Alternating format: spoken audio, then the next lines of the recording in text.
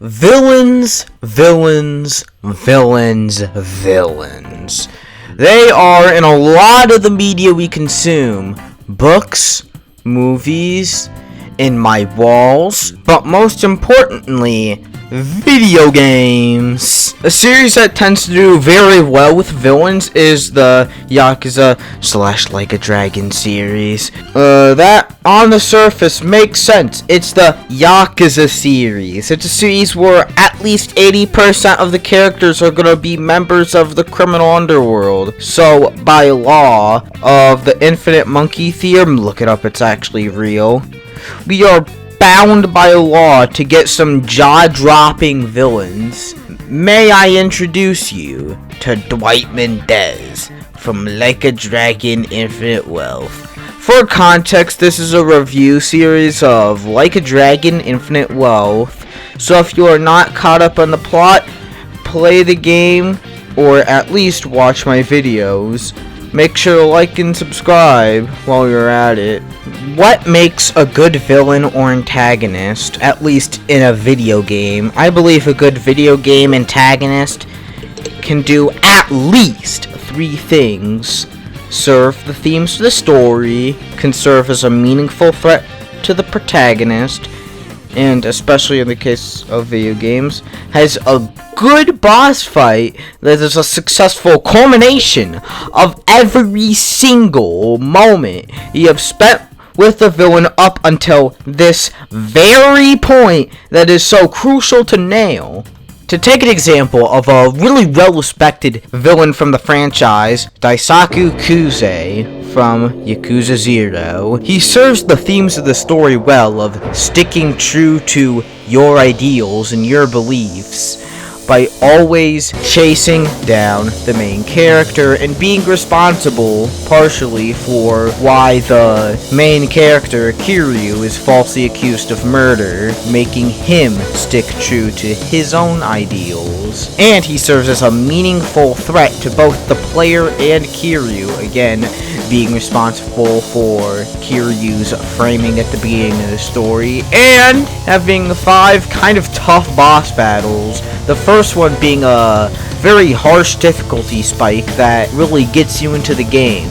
The second one being one of the coolest moments in the franchise. Third one is a surprise gang up fight. The fourth one, a emotional battle over a dead character. And 5, the conclusion to Kuze's arc. And if that somehow wasn't enough for you, he has really good voice acting and one of the best boss themes in the entire franchise.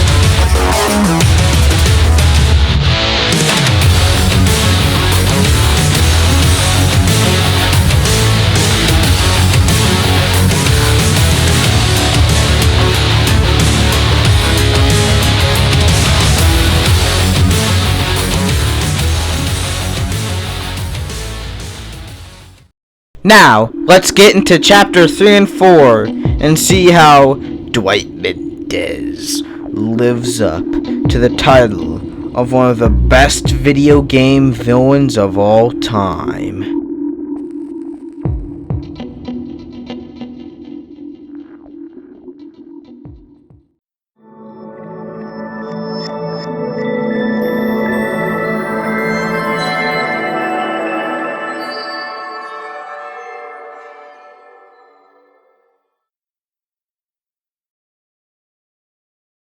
Skipping some unimportant things, our wallet gets snatched by a homeless man, and we have to chase him down in a strange mini game that is only used once in the entire game, so why is it even here? This was used once in the last game, so maybe the next game will use it only once as well, I don't know. We get our wallet back and head to the hotel to spend the night. The gang ponders on how to solve the situation with Chitose. The party comes to the conclusion that Kasuga's stolen passport was given to a man that runs the taco stand, and you'll have to go find him tomorrow. But before that, we are introduced to the villain organization, the Barracudas. The Barracudas are a group of people that were at one point homeless. Basically, once a week they go patrolling the town, doing whatever they want. Not even the police can stop them because of how truly dangerous they are. All these intimidating details being said as mass amounts of them come pouring out seem endless. Buff men studying proudly. The sight becomes even more chilling with how jarring this scene truly is compared to the rest of the franchise. Most of the time in this franchise, you're going up against the Yakuza, hence the name of the series. Discreet, black suit, mysterious, and secretive most of the time. So, to juxtapose that tone that has been established across the entire franchise makes a killer introduction for a new group of villains. What then happens next is that it is explained that the Barracudas do not take any disrespect lightly. This is then followed up by the homeless robber from before being taken to a back alleyway and butchered. The machete drived into him and just gutted. Kasuga, Kiryu, and Eric head to the back alley in an attempt to save him, but he's already been killed in one of the most gruesome scenes in the entire franchise. To craft a perfect villain, you need to give some wins to the villain in their group to make it actually believable that they're a threat, and the heroes need to become stronger before taking the villain on. This is especially important in an RPG, so you don't devalue the entire genre just because the writing is poor. Next morning, we confront the Taco Man. If we want information on where to get our passport back, we'll have to scrounge up some cash. Next, we're introduced to a summoning mechanic. Here's the setup. Gary's Love Camp. It seems that Chitose may be working as an escort, and that's how we're about to find her. But no, it is a separate woman that just so happens to be named Chitose, and the sister of Gary Buster Holmes. The next revelation, this isn't an escort business, it's a bodyguard business. But time to get into the summon mechanic. You pay a large amount of money to summon one big super move, or get an extra party member to fight with you for around 3 to 5 turns. If you summon enough, you unlock the ability to pay extra to get something stronger. I would like to take some time to show you some of my favorite animations from the mechanic. Here you go.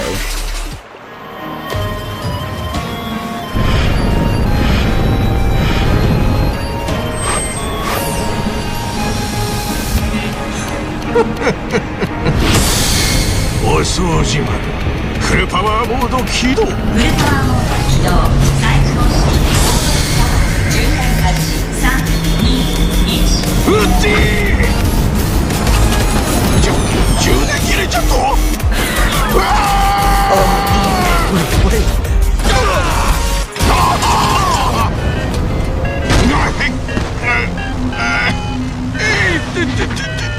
やっぱり飛ばん方が良かったかの。さあさあ、おいでな。ほれほれ。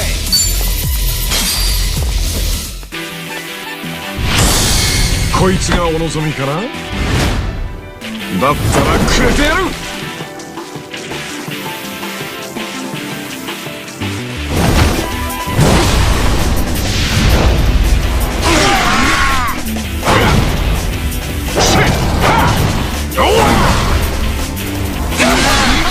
まだ足りない？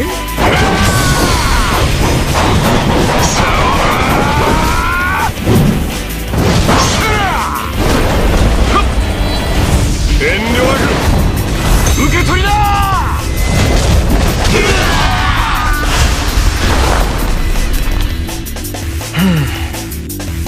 金に振り回されちゃいけないよ。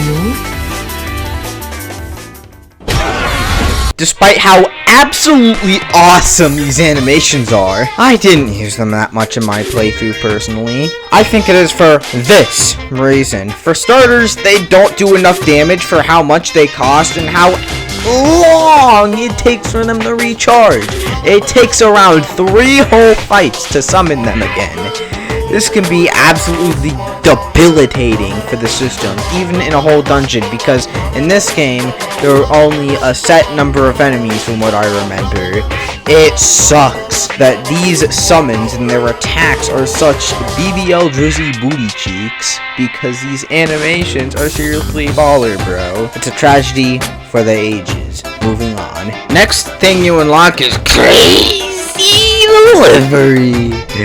I love this mini game, but I'll have to hold off on my rant about how much I love it for now, because after the video that covers chapter 7 I'll make in a few thousand years, I will make a dedicated video about the wide expansive mini games and side quests of this game, because hoo boy, there is a lot.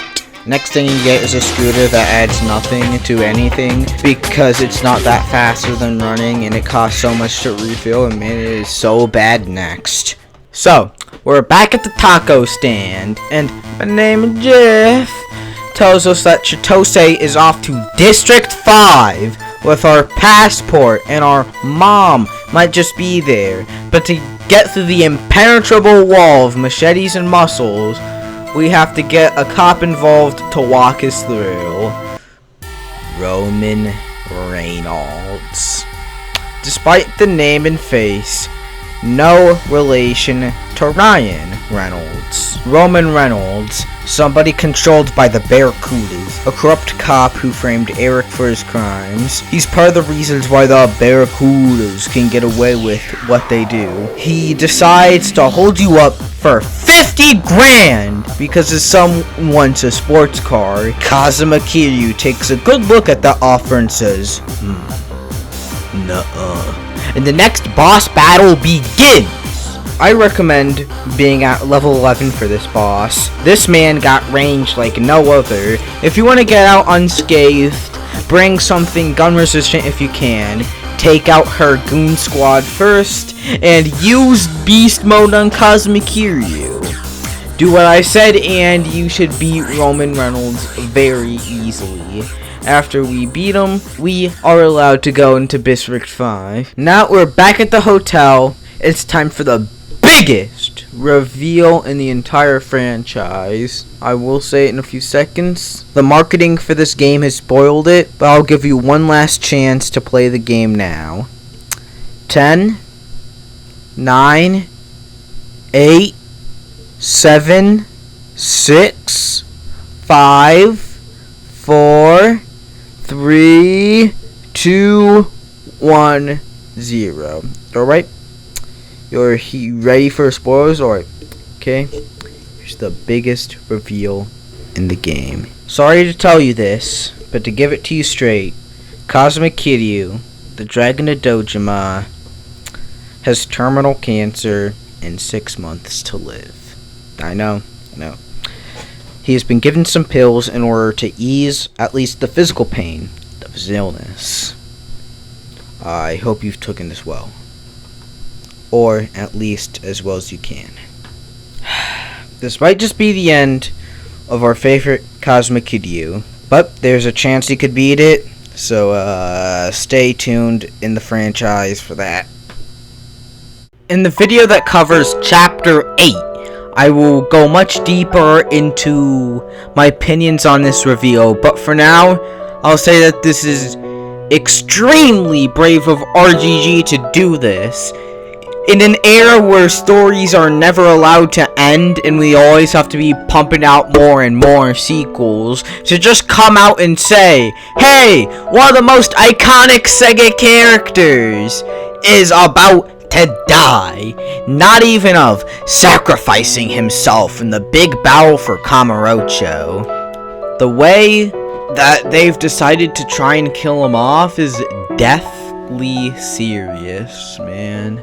To just come out and say one of your most iconic characters has cancer as well. This formally introduces the third main theme of the story, death and its inevitability. Death is always looming. Even in Kiryu's redesign, his hair is gray, and his clothes are now monochrome, not even a lively red and a whitish gray. You will not only have to bear the death of those you love, but also you. Memento mori. Remember that you have to die. Pay attention to the ones around you before it's too late. Guys, that was a big chapter. It has one of the best villain introductions I've seen in any video game, only eclipsed by the twist villains of Fire Emblem 3 Houses and Persona 4. This also has the biggest plot twist in the entire series. It literally says it will kill off the main character so we can be fully replaced by the new protagonist. Because of the great villain intro and shocking plot twist, I give this chapter a 10 out of 10. Let's go to intermission. Go to the bathroom and get yourself some food, bro.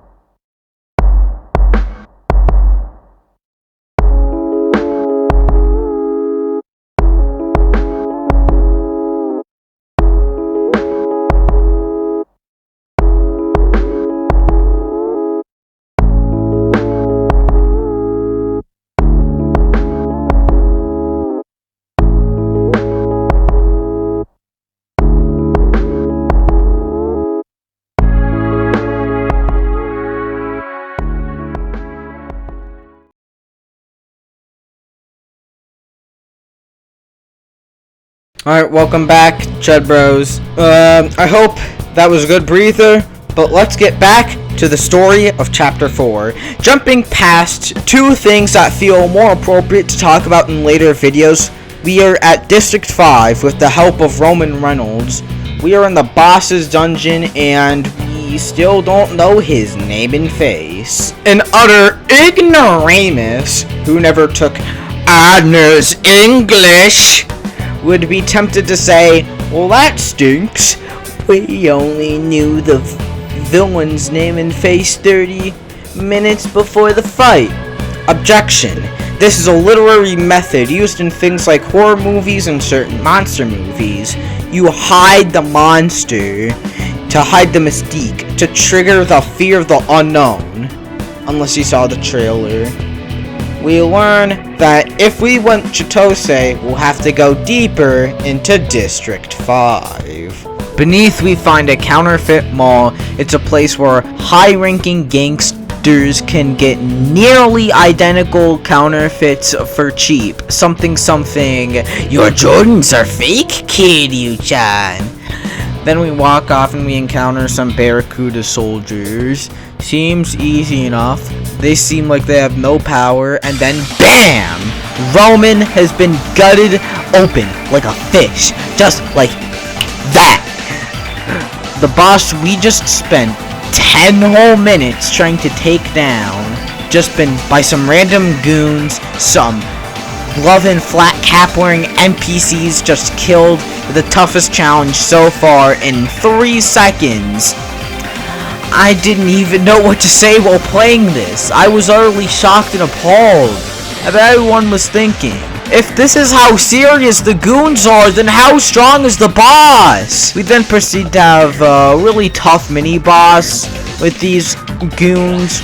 Well, one of the best battle themes, not just in the game, but in the entire franchise plays. I'll let you listen to this for a few seconds, dog. It goes so hard. Barracuda.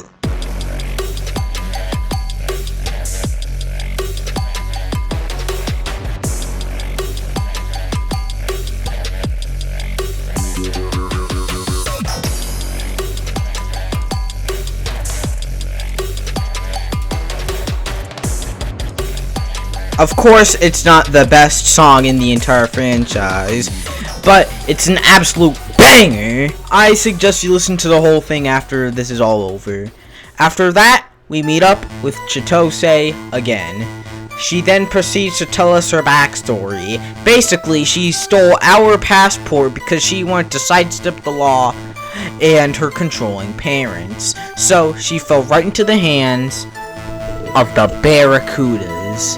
That leads her to us. After all the pain, she makes a change of heart that's hard to accept considering all the pain that she put us through. But once the team forgives her and gives her a chance to redeem herself, she is finally allowed to join the team. We advance in a dungeon and find ourselves back in the mall with a DJ boss battle. To break the seriousness here, this is really cool. They just have the sequence where you fight through a fashion line to the Barracuda song. This already cool section is capped off with two other fighters joining in. These two supporting insanely weird outfits for the occasion. This was meant to parody all those weird fashion shows with those unorthodox, lackadaisical, and gooberish outfits no actual person would wear. Look at what I'm showing on screen. Come on, man. I'm glad this game parodied this nonsense, and it's one of the coolest moments in the game for me. I love it. Once we beat the mini-boss, we arrive at the hotel where Dwight Mendez stays. You're given a few more fights and a tour of some truly beautiful sights before the boss. Now, take one last break to get truly prepared for this boss by healing up right next to the save point. Now that you are fully prepared, walk through the hallway and into the boss arena. If you didn't see the trailers, it is now revealed that the villain is played by Trejo. My mom's friend really likes him. He gives one last monologue about taking advantage of Chitose, our new party member, and then it begins! The second best boss in the game. If you've played through the entire thing, you definitely know what number 1 is. All the hours of torment at the hand of this demonic force of nature is about to end. The arena is a gorgeous view from on high of Honolulu. One of the best battle arenas in the entire series. This is the place you will defend from this other monster. Also, again, the music bangs. And man, from what was implied, he is just as difficult as you imagined. The boss is designed in such a way that you will have to use every single party member and their specific strengths to your victory. Kasuga needs to heal, defend, and attack using his wide variety of skills. Kiryu needs to use his sheer power and physical strength to take down all his goons and Dwight's tanky health bar. Then Eric needs to use his battery shock against the Barracuda goons and scrub down on Dwight to exploit elemental weaknesses and break Dwight's guard, which Kiryu can also do in Beast form. Beast fans stay winning. And last, Chitose. She needs to keep healing with her T attack until her stamina bar runs dry, and then use her really good physical attack to drive up her SP. Use all these party members well, and Dwight finally goes down once and for all. After this, Eric gets the chance to hold the machete up to Dwight, but despite it all, he doesn't kill him. Normally, this type of "wowzers, you really shouldn't stoop down to the villain's level" shtick always just makes me want to put a dog across the room. But here, the trope is actually used well and makes sense because the theme is redemption. Instead of this being some soy jack beta wimp malarkey of a trope, it instead is used to say how much Eric wants to break away from the life of unwarranted violence and hate. It's an excellent closer to Eric's character arc, and this man is way too underappreciated in the fandom.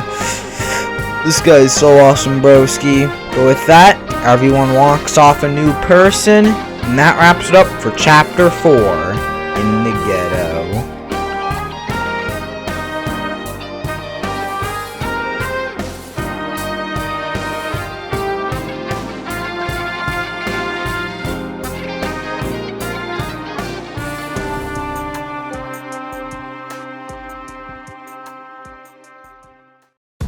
Alright, but it doesn't end for Dwight here.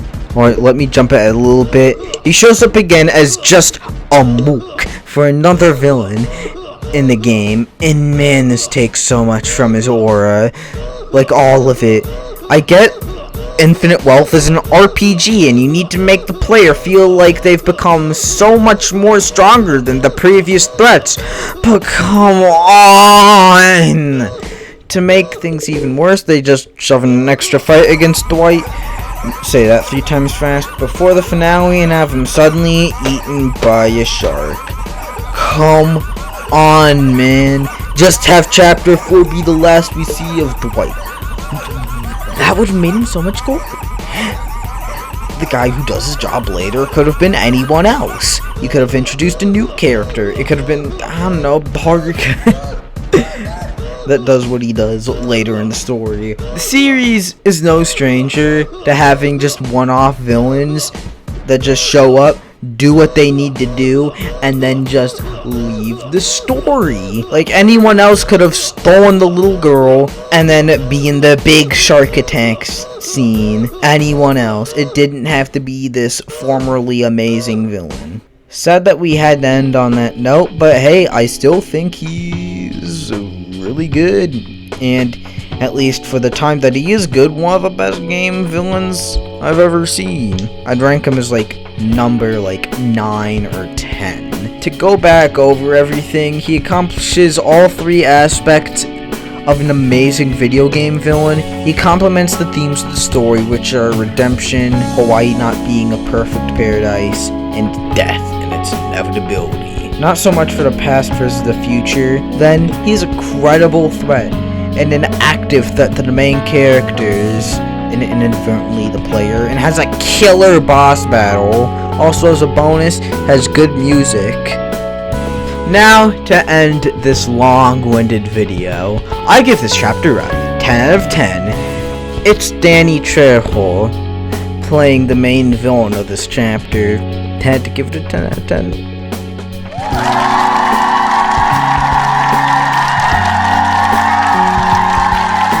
This video is long enough. So, overall, Dwight Mendez was peak fiction, Chitose's best girl, and I'm so tired, man. Just let me sleep. And intermission, then we're just done here for the day. Roll it. Like and subscribe if you enjoyed the video, and it's been nice seeing you, bro.